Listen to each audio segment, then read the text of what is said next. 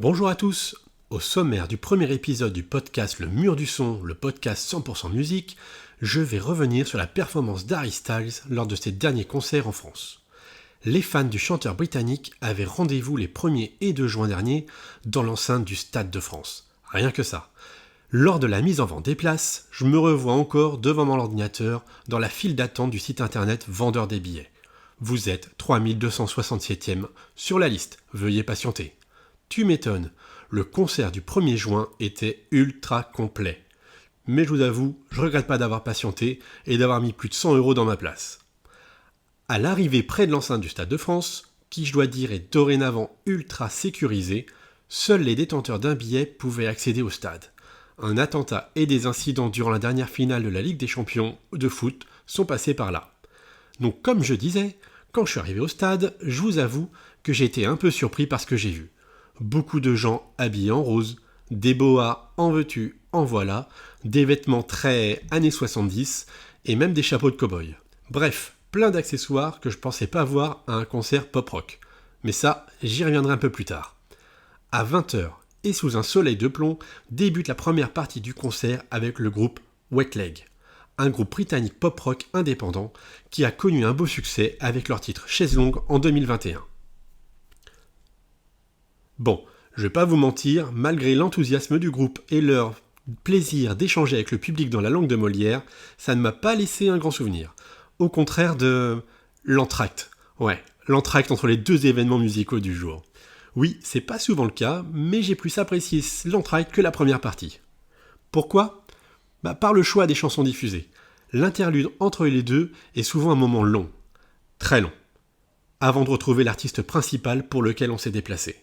Moi, pendant ce moment, j'ai vécu 2 moments avec des émotions très très différentes. Le premier, et le plus beau moment des deux, la diffusion du titre Bohemian Rhapsody dans les lourdes enceintes du Stade de France. Entendre 80 000 personnes chanter, hurler, danser sur les paroles mythiques écrites par Freddie Mercury a été un moment suspendu. Comment des personnes aussi jeunes peuvent connaître par cœur cette chanson, bien que mythique ? Le succès du film ? Le message qu'elle véhicule ? L'histoire personnelle du chanteur ?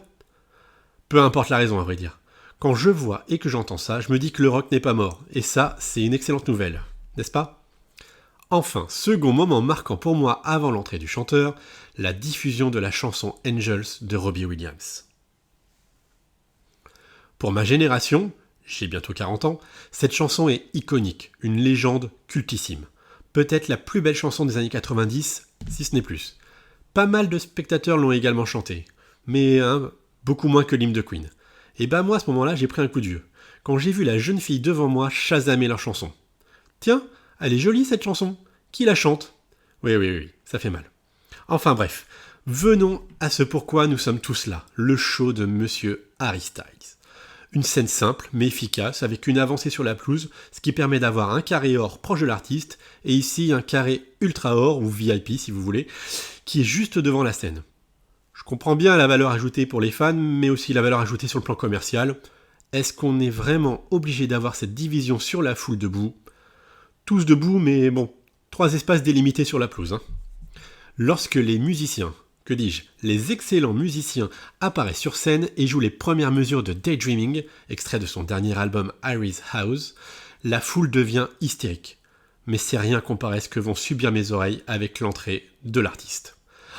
J'ai fait plus de 150 concerts dans ma vie, je n'ai jamais entendu une foule aussi hurlante et aussi aiguë. De la folie pure. Je ne suis même pas certain d'avoir écouté ce premier titre tellement le bruit était assourdissant. Qu'est-ce qui doit kiffer sur scène à entendre cette foule chaque soir, dans chaque ville, dans chaque pays, sur chaque continent ? Impressionnant. Je découvre alors un chanteur charismatique, beau gosse il faut le dire, et qui chante vraiment très très bien en live, bien aidé par un groupe de qualité, avec la célèbre Sarah Jones, la batteuse qui est vraiment excellente.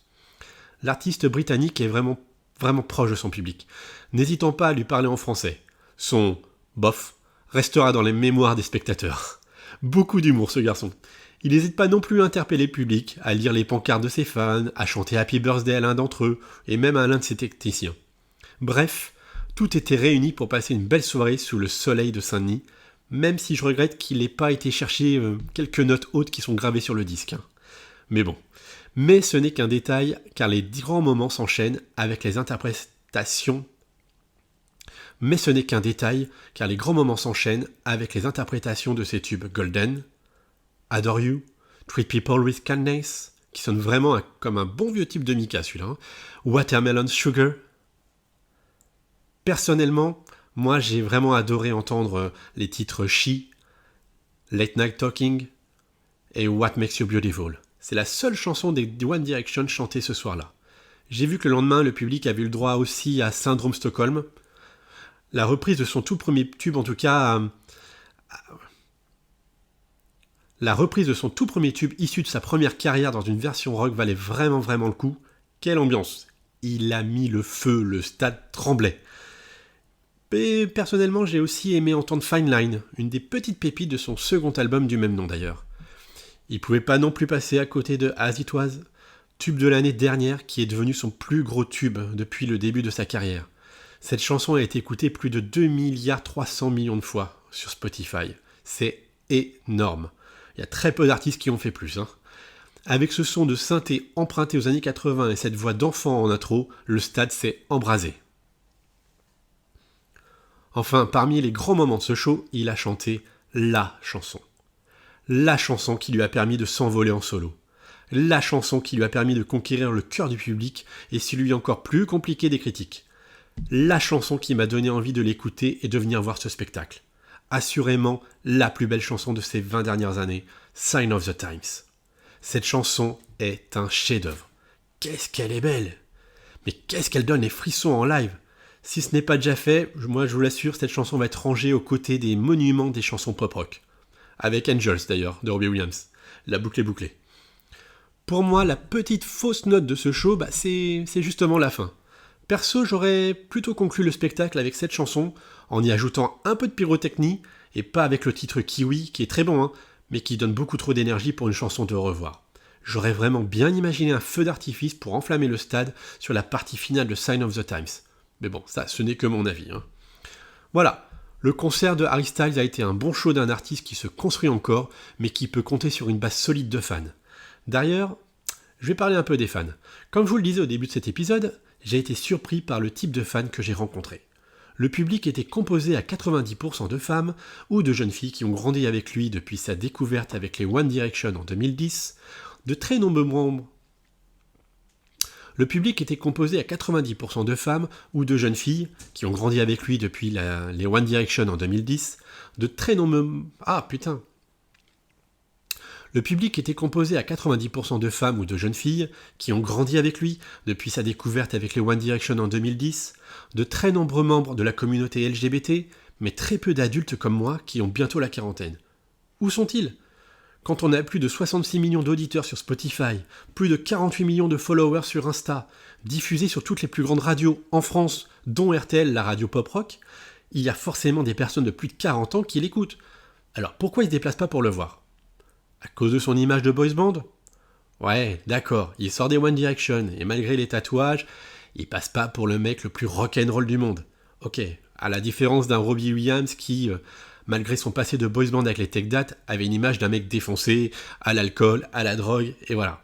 Oui, d'accord, il sort d'un boys band, ok, tout comme Justin Timberlake, même si les NSYNC n'ont jamais vraiment percé en France. Alors, à vrai dire, j'ai été voir l'interprète de Cry Me a River à Bercy au tout début de sa carrière solo, il y avait aussi beaucoup de femmes et beaucoup de jeunes filles. C'est quand je suis allé le revoir 10 ans plus tard, au Stade de France, quand son public avait changé. Est-ce qu'il en sera de même avec Harry Styles ? Moi, perso, je dis qu'avec la qualité de ses chansons et de ses albums, je vous rappelle qu'il a gagné le Graal cette année avec le Grammy du meilleur album pour Harry's House, il parviendra à conquérir un public plus large. Mais ça va prendre du temps. Et puis, soyons pas naïfs non plus, Beaucoup de personnes, et en particulier des hommes, ne se déplacent pas pour le voir à cause de son image pro-LGBT, qui peut en freiner certains. Allez, je suis certain que la barrière va se casser et que l'audience de Monsieur Harry Styles va encore plus s'agrandir. Et comme le dit le chanteur légendaire Jon Bon Jovi à son sujet, Harry Styles est la plus grande star et qu'il repousse sans cesse ses limites pour produire des musiques différentes, j'aime ce qu'il fait musicalement.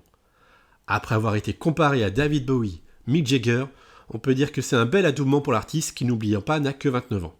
S'il continue son chemin de cette façon, je pourrais dire que j'ai vu Harry Styles un jour au Stade de France et que je retournerai bien le voir pour vérifier s'il est toujours sur le bon chemin en direction des plus grands artistes de la pop musique. Voilà, c'est fini pour ce premier épisode du podcast Le Mur du Son, le podcast 100% musique. N'hésitez pas à vous abonner, à commenter ou à mettre des petits pouces bleus. Et je vous dis à bientôt pour un nouvel épisode. Ciao ciao!